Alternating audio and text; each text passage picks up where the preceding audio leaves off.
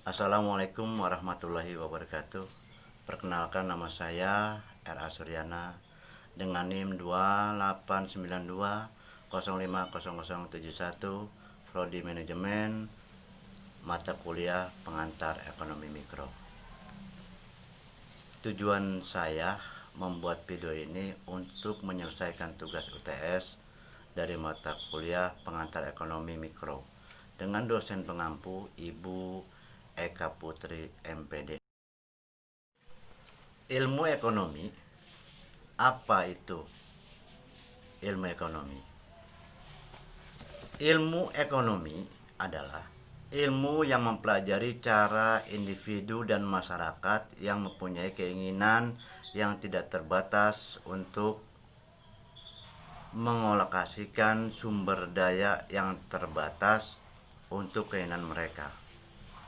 Kelangkaan, keadaan atau kondisi di mana manusia memiliki sumber daya ekonomi yang terbatas untuk memenuhi kebutuhan yang tak terbatas. Masalah pokok ekonomi. Masalah pokok dalam ekonomi modern adalah bagaimana cara memenuhi kebutuhan masyarakat yang tidak terbatas dengan menggunakan sumber daya yang serba terbatas. Dan menurut teori klasik, 3 masalah pokok ekonomi meliputi: yang pertama masalah produksi, kedua masalah distribusi, yang ketiga masalah konsumsi. Masalah produksi. Produksi artinya menghasilkan barang atau jasa yang bertujuan untuk memenuhi kebutuhan manusia atau konsumen. Inilah yang merupakan tujuan sekaligus motivasi untuk melakukan kegiatan produksi. Akan tetapi, tidak semua kebutuhan manusia dapat terpenuhi. Kebutuhan manusia akan dapat dipenuhi jika ia mengkonsumsi barang atau jasa sesuai dengan kebutuhannya. Padahal barang atau jasa hanya akan tersedia jika diproduksikan.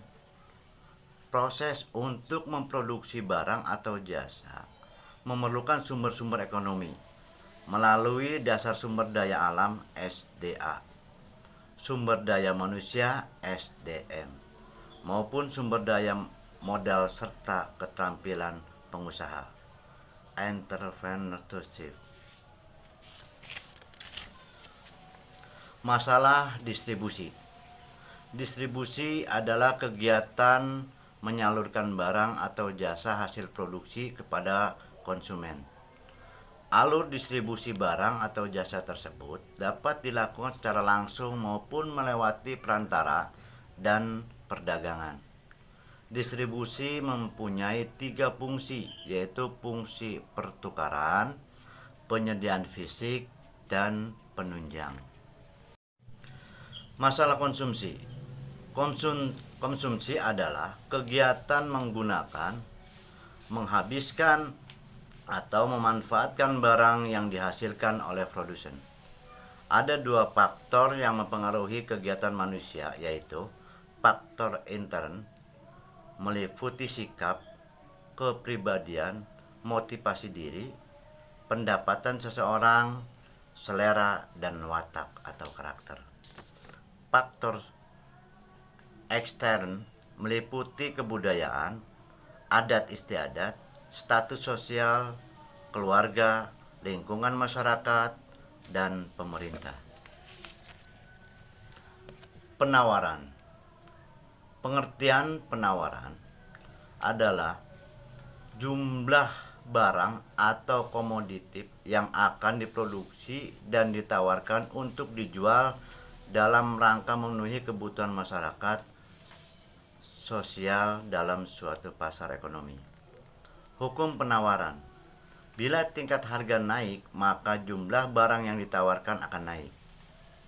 Namun, bila tingkat harga turun, maka jumlah barang yang ditawarkan akan turun.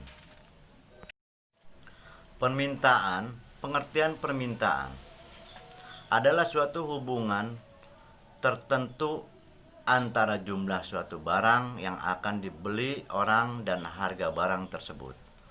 Hukum permintaan.